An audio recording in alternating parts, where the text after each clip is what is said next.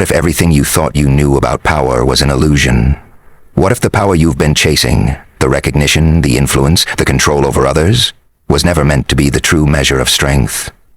We grow up in a world that conditions us to equate power with dominance, with the ability to command attention, to bend others to our will, to always be seen and heard. But the truth hides in places you don't often look. It hides in silence. It hides in restraint. It hides in the ability to walk away without the need for anyone to follow you. Most people are terrified of this kind of power because it isn't loud. It doesn't scream for validation. It doesn't announce itself to the world. And that's why so many fail to recognize it when they see it. This is the kind of power you were never supposed to understand. Because once you do, you can't be controlled anymore. Once you see it for what it is, the game changes. Not just the game outside you, but the game within you. And once that game shifts, nothing and no one can move you the same way again. The greatest deception about power is that people are trained to see it as something external, something visible, something that can be measured by titles, possessions, or authority. Society rewards the appearance of control, not the reality of it. You see someone who commands a crowd, and you think they hold true strength. You see someone with wealth and status, and you assume their influence must be real. But look closer, and you'll notice how fragile it is. Their power is dependent on the applause of others, on the stability of systems, on approval that can vanish as quickly as it came. Machiavelli once said that it is better to be feared than loved if you cannot be both. But even fear is a fragile leash. The moment people stop believing in your mask, the moment the illusion breaks, what are you left with? Nothing but the fear of being ordinary. This is the conflict, the difference between what we're told power looks like and what power actually is. Think about how early this conditioning begins. From childhood, you're taught to seek recognition, to raise your hand and be called upon, to prove your worth through gold stars, grades, applause, trophies. And when you enter adulthood, the same pattern continues, only disguised with new names, promotions, followers, admiration, influence. The world trains you to depend on external markers of validation, and if you don't chase them, you are told you're unambitious, lazy, or irrelevant. But here's the problem. When your sense of power comes from outside, you hand over your freedom to those who can give or withhold it. That's why people live with quiet desperation, constantly performing, constantly searching for the next sign that they matter. This dependence is not power. It's slavery with a prettier name. What makes this conflict even deeper is the way we confuse noise for authority. We assume the loudest voice must know the most. We equate volume with truth, aggression with dominance, confidence with certainty. Yet many of those who shout the loudest are often the most insecure. The noise is a mask. True power does not need to raise its voice because it is not seeking to convince anyone. True power is steady, calm, and often invisible. But the world doesn't reward stillness. It rewards spectacle. And so the majority chase spectacle, burning themselves out to be seen, while the few who understand quietly build an inner fortress no one can penetrate. Those who cannot recognize this deeper layer of power feel threatened by it because they cannot control it. You cannot intimidate someone who does not need your approval. You cannot manipulate someone who is comfortable in silence. The misconception persists because it benefits those who profit from it. Entire systems are built on convincing you that your strength is incomplete until you buy, achieve, or prove something. Politics thrives on the illusion of control. Marketing thrives on insecurity. Relationships, too, often become power struggles where validation is currency. And in every one of these cases, you are trained to forget the possibility of inner mastery. To stand still in yourself is radical because it disrupts the cycle of dependency. People who govern themselves are difficult to govern. People who do not need applause are impossible to manipulate. This is why the conflict exists, because the world would rather keep you believing that strength comes from outside, rather than risk you realizing it has always been within you. The philosophical roots of this conflict go deeper than society's conditioning. Ancient thinkers warned about the instability of chasing reputation. Stoics reminded us that fortune is outside of our control, that true freedom lies in mastering desire and fear. Yet humanity struggles to accept this because the ego craves acknowledgement.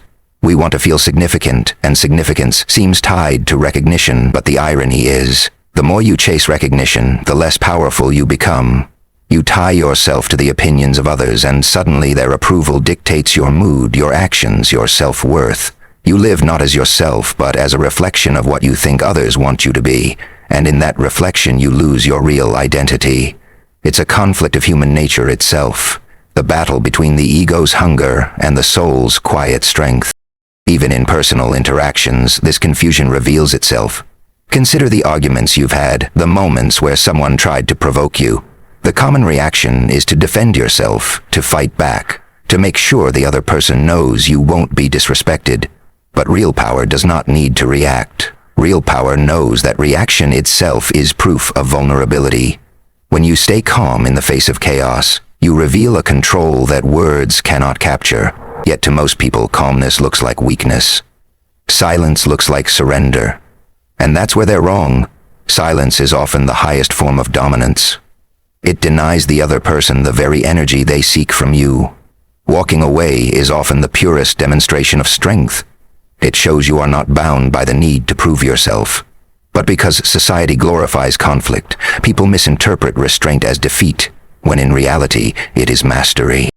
And so the conflict continues, a battle between illusions and truths, between what we are told and what we instinctively feel but rarely trust. Most will live their entire lives chasing the external, never realizing they are running in circles. They will equate being seen with being powerful, forgetting that the eyes that see them can also turn away. They will confuse being needed with being valued, forgetting that the same dependency that gives them importance can also enslave them. And the few who see past this illusion will carry a different kind of strength. Their power won't always be understood, and maybe it isn't meant to be. Because once you understand it, once you live it, you become something the world cannot categorize. You become untouchable, not because you dominate others, but because you refuse to be dominated by the illusions that dominate them. There are moments in life when you feel small, invisible, and powerless. Maybe it was the time your voice trembled in a room full of people who didn't care to listen. Maybe it was when you gave your best effort and still went unnoticed. Or when someone you trusted dismissed you as if your presence held no weight. Those moments sting, not because of the action itself, but because of what they seem to say about you. That you are less, that you don't matter, that your existence can be brushed aside without consequence. We internalize these experiences as proof that our worth depends on others recognizing it, and the more we chase acknowledgement, the more it slips away. It becomes a cycle of trying harder, of bending yourself into shapes that might win approval, but what you discover after enough cycles of disappointment is that validation is a fragile currency. It's borrowed, never owned, and each time you lean on it, you give away a piece of yourself that is harder to recover. Think about the people you've known who seemed untouchable in their presence. They weren't loud, they weren't demanding, yet when they entered a space, something shifted. You may not even have understood why, but you felt it. They carried themselves differently, with a calmness that didn't need to be proven. Compare that to the times you've watched someone desperately try to dominate a conversation, talk over others, or insert themselves into every situation. One person pulls attention naturally, the other chases it endlessly. And the difference has nothing to do with external markers like wealth, looks, or achievements. It has everything to do with an inner realization that real strength doesn't require display. The irony is, the more you stop seeking recognition, the more it tends to find you. People are drawn to what they cannot easily explain, and presence is one of those mysteries. On a personal level, the hardest experiences are often the ones that push us toward this realization. The rejection that broke you, the betrayal that left you hollow, the silence that made you feel abandoned. All of these moments teach lessons no words can capture. In the beginning, they feel like wounds that won't close. You question yourself, wondering what you lacked, what you did wrong, why you weren't chosen. But over time, if you are willing to sit with the pain, you begin to see something else. You notice that the rejection forced you to stop depending on someone else's validation. You notice that the silence, as crushing as it felt, gave you space to finally hear your own voice. You noticed that the betrayal stripped illusions away and showed you who you could truly trust. yourself. These aren't easy lessons, but they are the ones that carve depth into your character. Depth is the foundation of presence. Think about the subtle shifts that happen when you stop reacting the way people expect you to. Imagine being insulted and instead of defending yourself, you simply smile and remain silent. The other person is unsettled because they expected a fight, a reaction, proof that their words landed. Or imagine being overlooked, but instead of begging for acknowledgement, you channel your energy inward, refining your craft, becoming so grounded in your own worth that recognition becomes irrelevant. Over time, this shift changes how others see you, not because you forced them to, but because energy that no longer needs validation carries a different weight. The irony of power is that the less you chase it, the more you embody it. And the less you explain yourself, the more your silence speaks. Relatable experiences are not only personal, but collective. Look at the world around you, how people post, shout, and display their lives in search of approval. The endless scroll of curated perfection is proof of a deep hunger for recognition. Yet behind the highlight reels, there are sleepless nights, insecurities, and anxieties that no amount of likes can heal.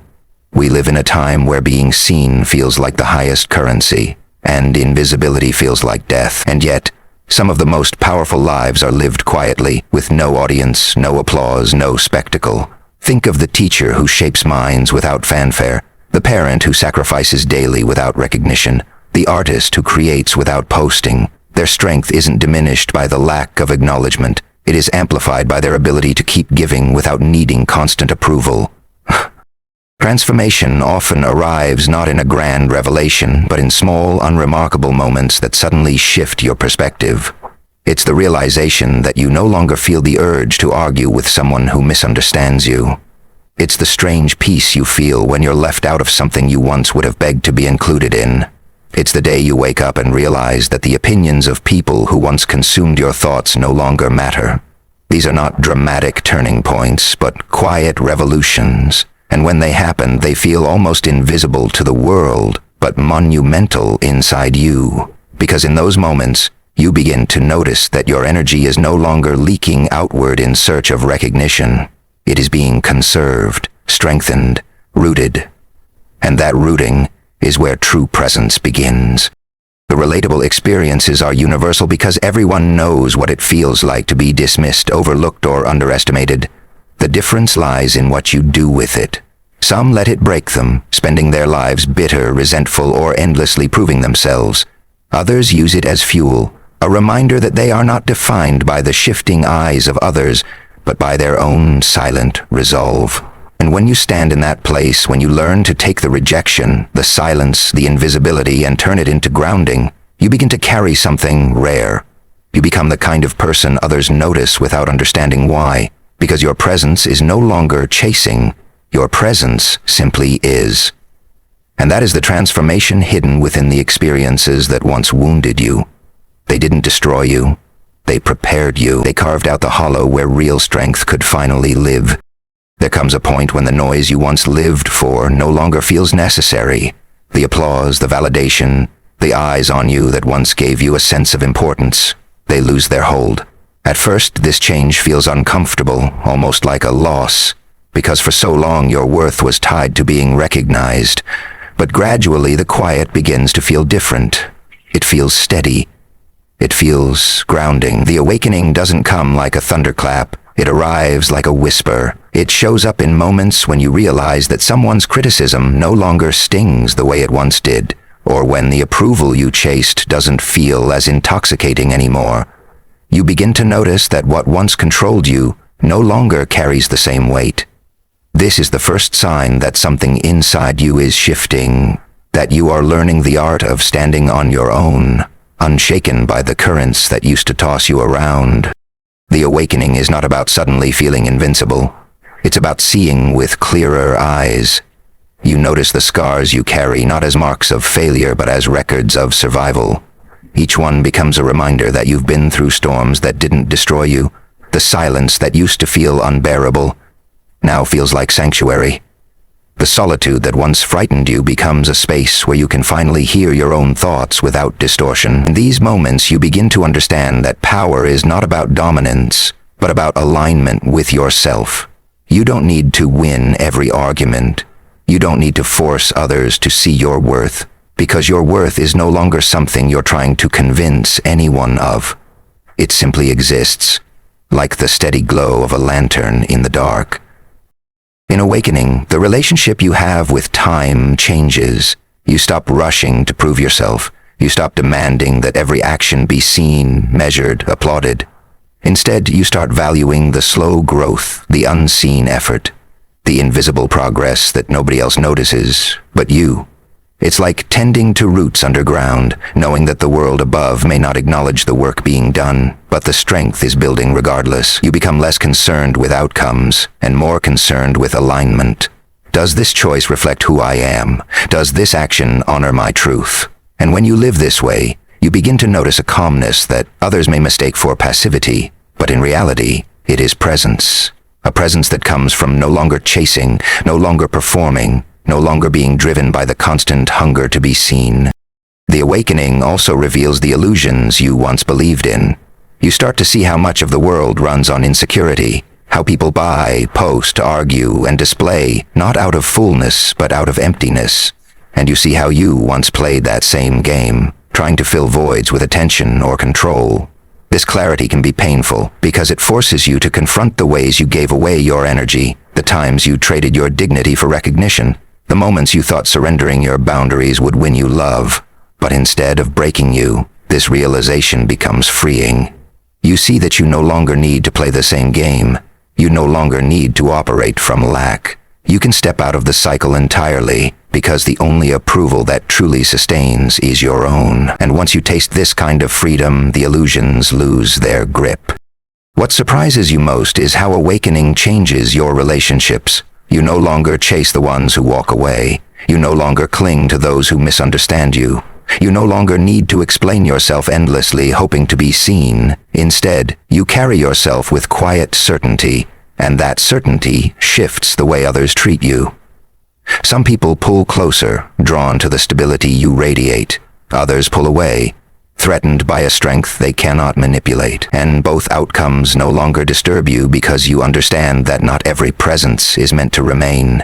Not every connection is meant to define you. The awakening teaches you the value of letting go without resentment, of walking away without bitterness, of standing still without apology. It is in these moments that you realize freedom is not found in holding tighter, but in releasing more gently. As this inner clarity deepens, the metaphors of light, silence, and solitude begin to make sense. You feel the light not as blinding brilliance, but as steady warmth that doesn't flicker when storms come. You understand silence not as emptiness, but as a language in itself, one that speaks louder than words could.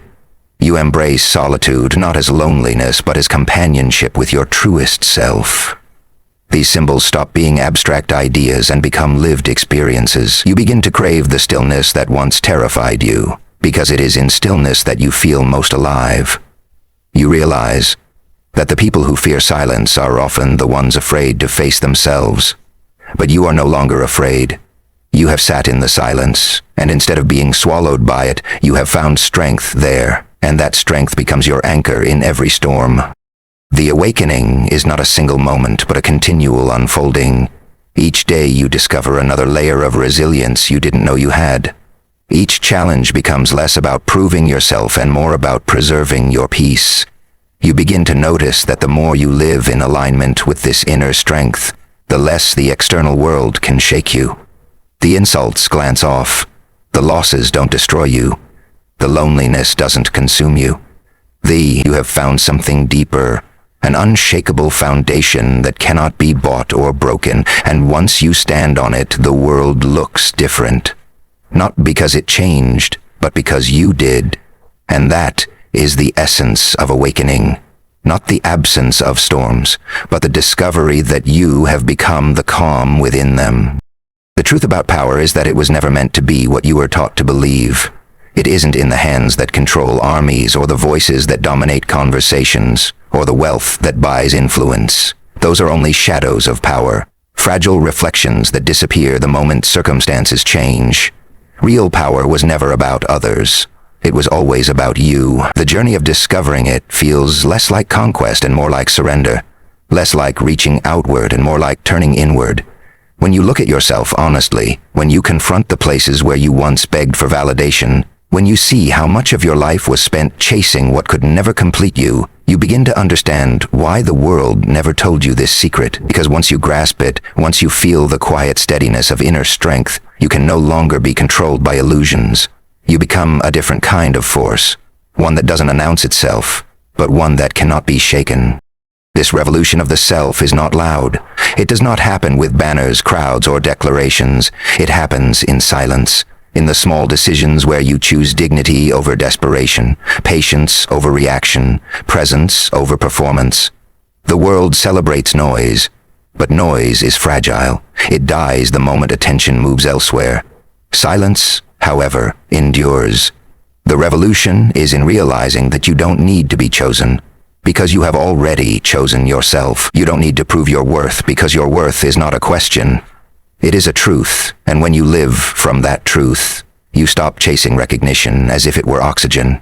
You stop confusing the opinions of others with the essence of who you are. And in that shift, you taste freedom, not the fleeting kind that depends on circumstance, but the kind that becomes your foundation. The beauty of this inner transformation is that it changes how you see the entire world. You begin to notice the fragility of the systems that once impressed you. You see how often power is nothing more than theater, how many people spend their lives acting strong but living in fear, and instead of feeling intimidated by them, you feel compassion, because you know what it feels like to chase endlessly, to search outside yourself for the approval that never lasts. But now, you no longer play that game. You walk differently, you carry yourself differently. You don't need to announce your victories or argue over your worth. The transformation is visible not in what you show, but in what you no longer need. And that is why real power feels unexplainable. It cannot be measured by the world's standards, because it exists outside of them. This awakening is not only for yourself, but for everyone you encounter. When you stop needing validation, you give others permission to do the same. When you stand unshaken, you become a mirror that reminds others of their own hidden strength. You show them that it's possible to walk away without bitterness, to sit in silence without fear, to live without chasing. This is how revolutions spread. Not always through grand speeches or movements, but through the quiet example of someone who has freed themselves. In your stillness, others begin to feel the possibility of their own. In your refusal to be broken by rejection, others see that maybe they too can rise. This is the gift of inner transformation. It doesn't just change you, it changes everyone who crosses your path. And so the question is not whether you can achieve power in the world's eyes, but whether you can achieve freedom in your own. The world may never celebrate your quiet victories, but those are the victories that last. The day you no longer crumble at someone's silence, the day you no longer react to someone's provocation, the day you no longer need to be seen to know that you exist with meaning. These are the moments that redefine strength. They are invisible revolutions, but they shape you in ways nothing else can. And the irony is, when you reach this place, the world often begins to notice you more, because nothing is more magnetic than a soul that no longer begs to be seen. But even if no one notices, you remain unshaken, because you no longer need their eyes to prove your presence. In the end, the deepest form of power is not about controlling others, it's about refusing to be controlled by illusions. It is not about gaining applause, it's about no longer needing it. It is not about being untouchable by force, it's about being untouchable by dependency. This is the quiet, steady revolution that changes everything. Not the world outside you, but the world inside you. And once that inner world shifts, every storm, every rejection, every silence, every loss looks different. They no longer break you, they shape you. They no longer define you, they refine you. And so the call is not to conquer, but to awaken. Not to dominate, but to stand. Not to demand, but to become. The power you've been searching for was never out there. It has always been here, waiting in your silence, in your scars, in your solitude, waiting for you to claim it without needing anyone else to understand.